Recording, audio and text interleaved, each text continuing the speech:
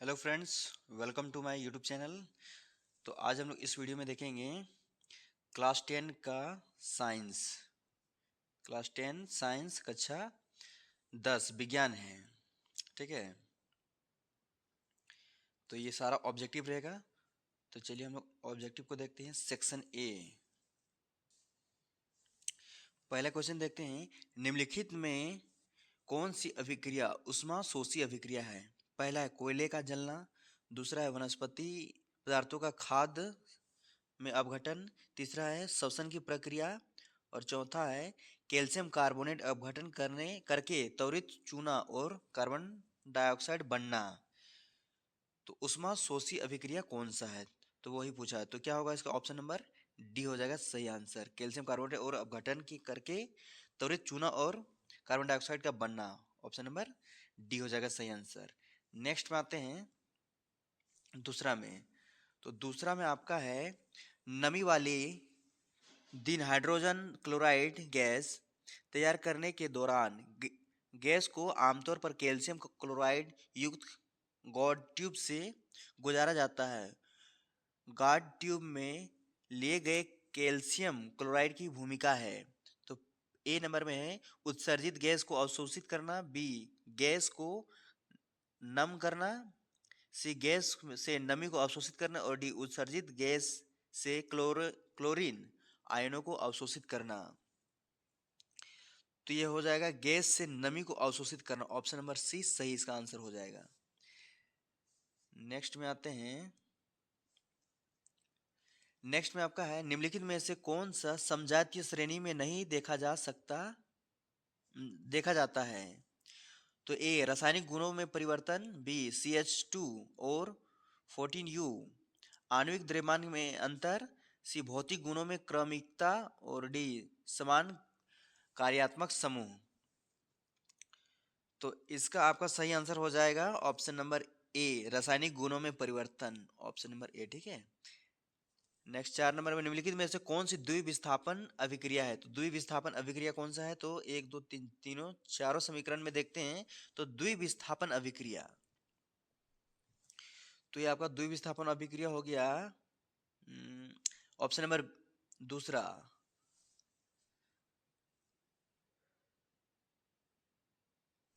Next में आते हैं। तो नेक्स्ट में आपका है जल का विद्युत अपघटन एक अपघटन अभिक्रिया है। जल के विद्युत अपघटन के दौरान मुक्त होने वाली हाइड्रोजन और ऑक्सीजन गैसों का मोल अनुपात है। तो जल विद्युत अपघटन का इसका अनुपात पूछा है। तो इसका सही अनुपात हो जाएगा 4:1 हो जाएगा। ऑप्शन नंबर सी। नेक्स्ट में आते हैं। और वे और दोस्तों, कम समय में ज़्यादा चीज पढ़ने का आप लोग को अभी ज़रूरत है, क्योंकि समय आप लोग के पास बिल्कुल कम है। तो कम समय में ज़्यादा चीज़ का फायदा उठाने का कोशिश कीजिएगा। नेक्स्ट में है 6 नंबर। एक जलीय घोल का लाल लिटमस घोल को नीला कर देता है। निम्नलिखित में से किस घोल को अधिक मात्रा में मिलाने से यह परिवर्तन जाएगा? तो यह आपका उलट जाएगा hydro hydrochloric acid. Hydrochloric acid हो जाएगा। Option number D. नेक्स्ट में आते हैं। बेकिंग पाउडर का एक घटक सोडियम हाइड्रोजन कार्बोनेट से है, दूसरा घटक है तो hydrochloric acid, tartaric acid, acetic acid, sulphuric acid. तो ये आपका टार्टेरिक एसिड हो जाएगा। Option number B. नेक्स्ट में है 8 नंबर। धातुओं को खींचकर पतले तार में बदलने की क्षमता को क्या कहते हैं? तो ए तन्यता, बी आघात वर्ध्यता, सी ध्वनियम और डी चालकता। तो ये आपका तन्यता हो जाएगा, यानी तनाना यानी खींचना, लंबा होना। नेक्स्ट में आपका है 9 नंबर में। निम्नलिखित में से कौन आयनिक यौगिक नहीं है? तो ये आपका ये आयनिक यौगिक नहीं है। तो पहला है पोटेशियम क्लोराइड, दूसरा है हाइड्रोजन क्लोराइड, तीसरा है कैल्शियम कार्बन कार्बन क्लोराइड और सोडियम क्लोराइड। तो चारों में से निम्नलिखित में कौन आयनिक यौगिक नहीं है? तो ये ऑप्शन नंबर बी हो जाएगा, दूसरा और तीसरा, यानी ये, यानी ऑप्शन नंबर इसका बी हो जाएगा सही आंसर। नेक्स्ट में देखते हैं,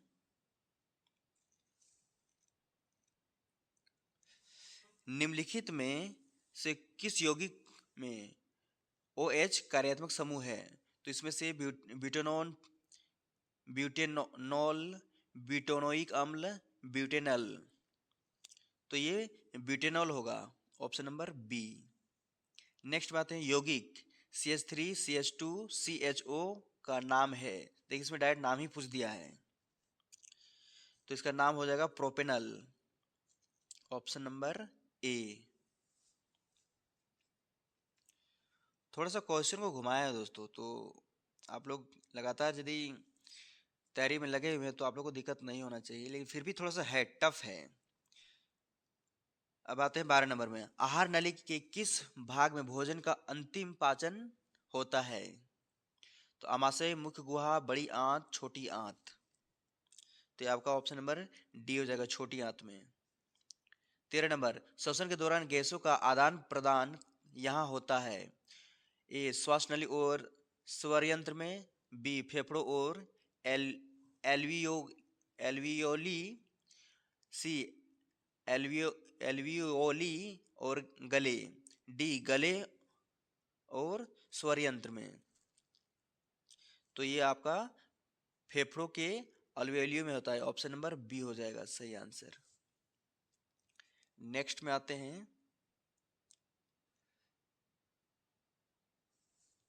14 नंबर में, मस्तिष्क के बारे में निम्नलिखित में से कौन सा कथन सत्य है? एक, मस्तिष्क का मुख्य सोचने वाला भाग पश्च मस्तिष्क है। दूसरा, श्रवण, गंध, स्मृति, दृष्टि आदि के केंद्र अग्र मस्तिष्क में स्थित है। तीसरा, लार, उल्टी, रक्तचाप जैसी अनैच्छिक क्रियाएं पश्च मस्तिष्क में स्थित मेडुला द्वारा नियंत्रित होती है। 4, सेरिबेलम शरीर की मुद्रा और संतुलन को नियंत्रित नहीं करता है। तो मस्तिष्क के बारे में लिखित में से कौन सा कथन सत्य है? तो ये आपका हो जाएगा, यानी दूसरा और तीसरा हो जाएगा, यानी दूसरा और तीसरा आपका ऑप्शन नंबर सी में है, तो ऑप्शन नंबर सी सही हो जाएगा। नेक्स्ट में आते हैं,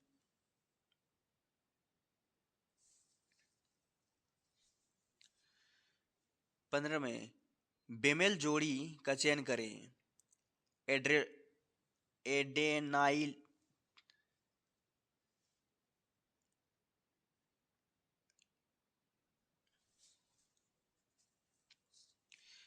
15 में आते हैं, बेमेल जोड़ी का चयन करें।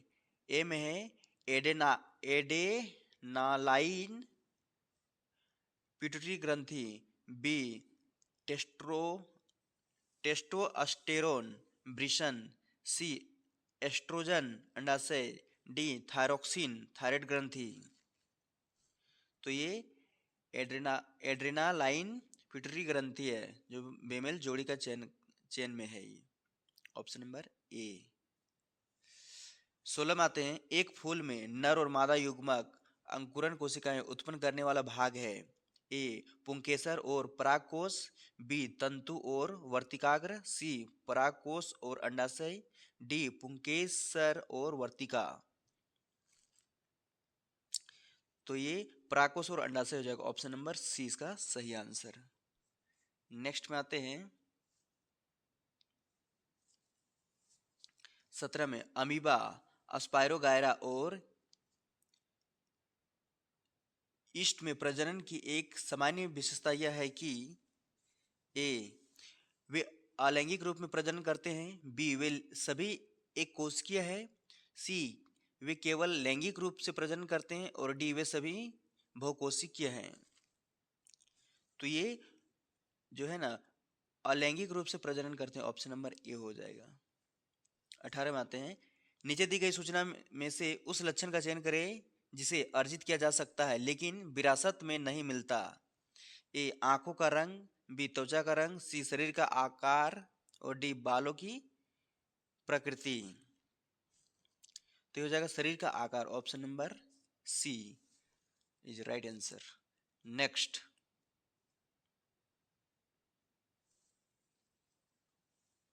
नेक्स्ट में आपका है प्राकृतिक चयन द्वारा प्रजातियों के विकास का सिद्धांत दिया गया था। Mandela, Darwin, Morgan, Lamarck. तो ये आपका डार्विन था, ऑप्शन नंबर बी सही आंसर। 20 नंबर में निम्न में से कौन सा कथन सत्य है? ए, एक उत्तल लेंस में 4 डायोप्टर शक्ति होती है जिसकी फोकस दूरी 0.25 मीटर होती है। बी, एक उत्तल लेंस में 4 डायोप्टर शक्ति होती है जिसकी फोकस दूरी 0.25 मीटर है। सी, एक अवतल लेंस में 4 डायोप्टर शक्ति होती है जिसकी फोकस दूरी 0.25 मीटर होती है। और डी, एक अवतल लेंस में 4 डायोप्टर शक्ति होती है जिसकी फोकस दूरी 0.25 मीटर होती है।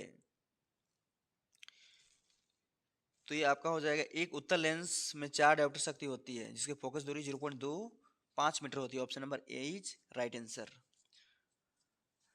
नाउ नेक्स्ट,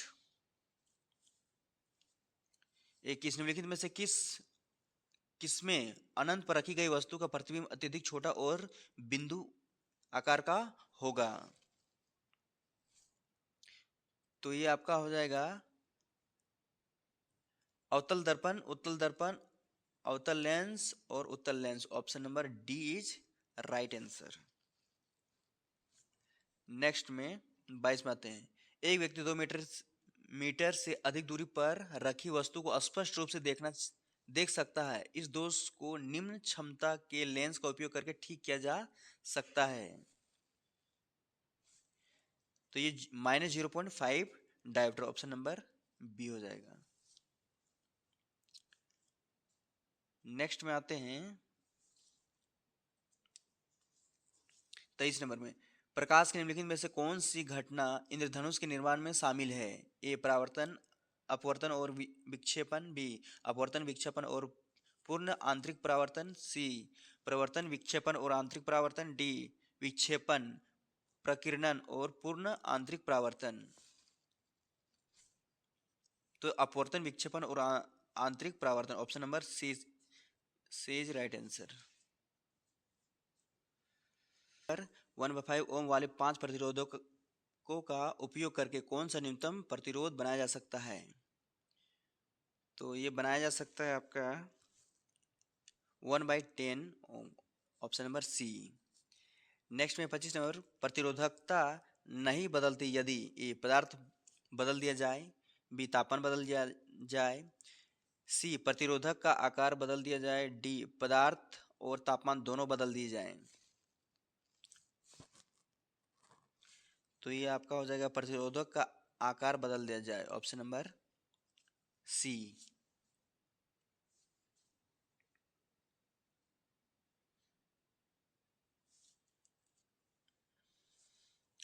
छब्बीस, गलत कथन चुने। फ्लेमिंग का पदा फ्लेमिंग का दायां हाथ का नियम प्रेरित धारा की दिशा जानने का एक सरल नियम है। बी, दायां हाथ का अंगूठा नियम धारा ले जाने वाले चालकों के कारण चुंबकीय क्षेत्र की दिशा ज्ञात करने के लिए उपयोग किया जाता है। सी, प्रत्यक्ष और प्रत्यावर्ती धाराओं के बीच अंतर यह है कि प्रत्यक्ष धारा हमेशा एक दिशा में बहती है जबकि प्रत्यावर्ती धारा समय समय पर अपनी दिशा उलट देती है। और डी, भारत में एसी हर हर 1/50 सेकेंड के बाद दिशा बदलती है।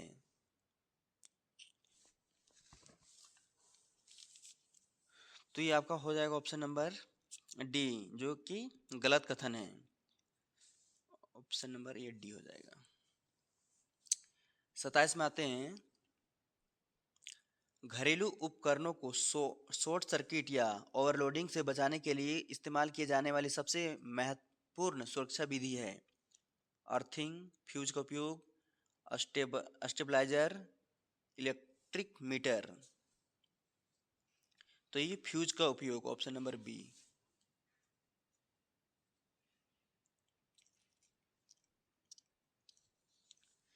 नेक्स्ट में 28 में, जल विद्युत संयंत्र।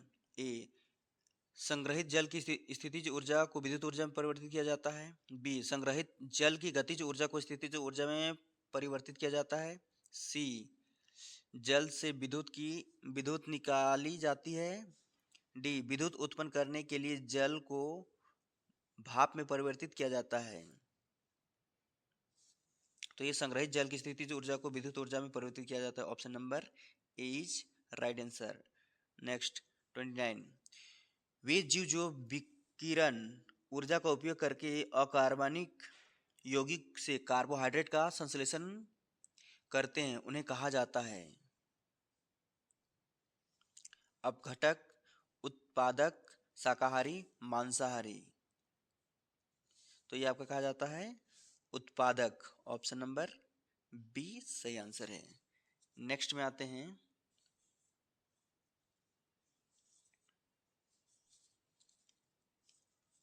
चिपको आंदोलन द्वारा दिया गया महत्वपूर्ण संदेश। ए, वन संरक्षण प्रयासों में समुदाय को शामिल करना। ख, वन संरक्षण प्रयासों में समुदाय की अनदेखी करना। ग, विकासात्मक गतिविधि के लिए वन वृक्षों को काटना। घ, सरकारी एजेंसी को वनों में वृक्षों को नष्ट करने का आदेश देना का निर्वाध अधिकार है। तो ये आपका हो जाएगा ए नंबर होगा, यानी सॉरी क, वन संरक्षण प्रयासों में समुदाय को शामिल करना। ऑप्शन नंबर क इज राइट आंसर।